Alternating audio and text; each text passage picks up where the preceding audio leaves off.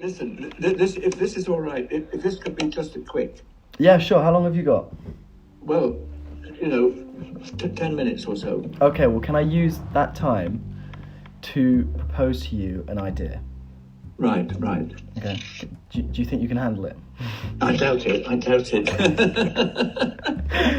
Have you got a pen and have you got a paper? It's pretty hot. Okay, so, obviously, I have this film to make for this last semester.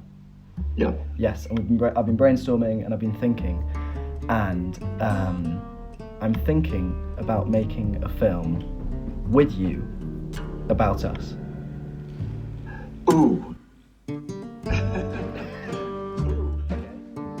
Yeah, so how are you going to do anything with this film? Do you honestly think this will work? So we're in for a £1 million Oscar award-winning film. or, let's just be honest, total crap. I'm going to send you a phone in the post, but there's going to be 3 letters. The first letter is going to explain how to use the phone. You look nervous. Very. The second letter you have to open once you've started recording yourself, and there's going to be a couple of questions on there. Okay? Right. So that's number 2, did you say? That's number 2, and then number 3 will explain the next steps. Right. I know this is very loose and up in the air, but this is what I want it to be. I can't believe you can put anything together that would make sense. I mean, but, good luck. Okay. I think we're still recording. It looks hopeful, but there's a red light flashing. Not sure. This is a second attempt at answering the questions. This feels very weird. That you have sent. This morning, I'm afraid, I took pictures of the ceiling and the furniture, but there wasn't very much of me on the screen. But I think... What are you doing? I'm now in the centre of the screen, so this should have some chance of success. Okay. What is Barry's full name? We're off to a bad start. It's Barry David Williamson. Barry Scott. Barry Richard Scott Williamson. What is Will's full name? I'll be surprised. I think... Is William Alexander. Is William Alexander... Michael George. Pedro... Lindsay-Perez. Dixon... Lindsay-Perez. It's a long name. What is Barry's favourite colour? I'm not sure I'm doing this in the right order. Yes, I am. Well, he always wears blue. But I suppose I would say blue, navy blue, perhaps. I have no idea. What is Will's favourite colour? Something simple. Is white a colour? No, fluorescent orange. I have no idea in the world, but 3. Tell the story of how you and Will first met. Well, I suppose it was 20 or so years ago, and it was one of those spectacular first meetings when you either know that something is going to have a future or it is not. And we had a party in the street, and your mum came with your dad and a new baby wrapped up, and I held you and I thought, oh, so nice. And then suddenly you were sick everywhere, and that was a marvellous, wonderful thing. Hello? You never ever told me. Yes, all over. Absolutely. And I thought, it's a make or break moment. I mean, anyone who's sick on you on the first meeting, doesn't that make a really strong bond? I know, well, maybe we can recreate that sometime. Or you can...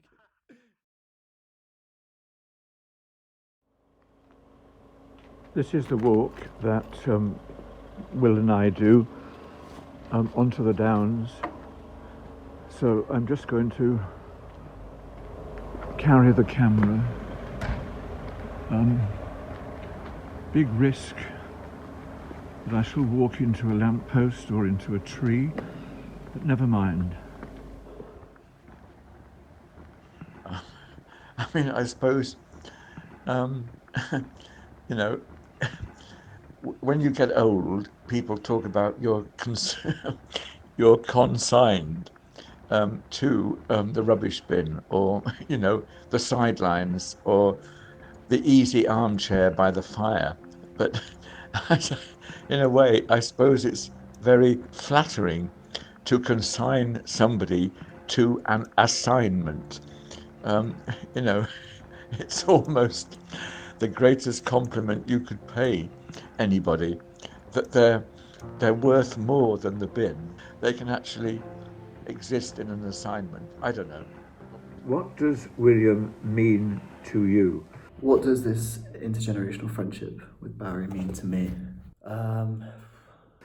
Wow, that is a big one. That is difficult. Um, I don't know how to answer that.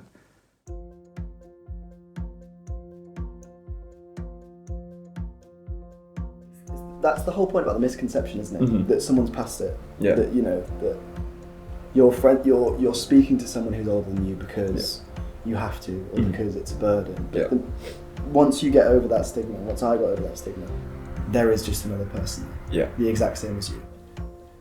Because he's exactly the same kind of friend that you are and that my other friends are. I just want to make a film about Barry and not about you. Yeah, man. I'm just like, what's up? What's up with that? No, yeah.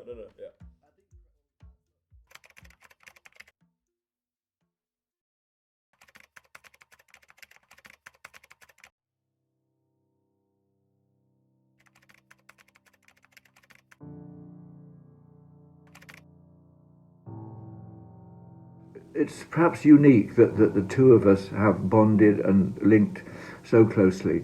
Because I don't know how many other people his age would be as accepting or as open to young people as he is.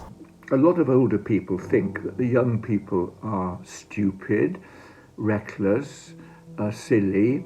And how many of those things are true, Will? Well, those are the qualities I love. I mean, there's something wrong with me. I'm quite sure of this. There is a sort of stigma that, like, you going out of your way to spend time with someone who, isn't bound by blood and isn't in your generation is somehow sort of like not beneficial for us. And if your relationship with Barry showed me one thing, it's that is bullshit.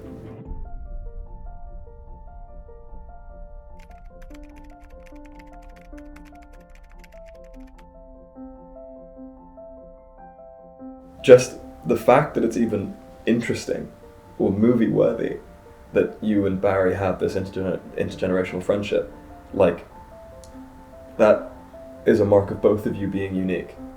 I think the purpose of this movie should be that you shouldn't be unique, Yes, I think that would be such a good message. Don't stay in your box, don't stay in your prison. Take a risk.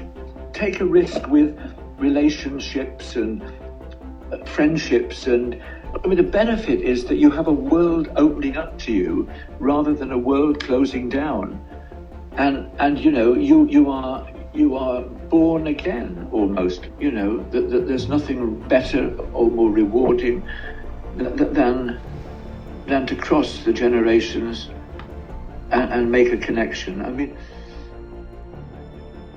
there is a poem about friendship. There are lots of poems, I'm sure, but I like this ending of a poem when somebody says, "Two people, yes, two lasting friends.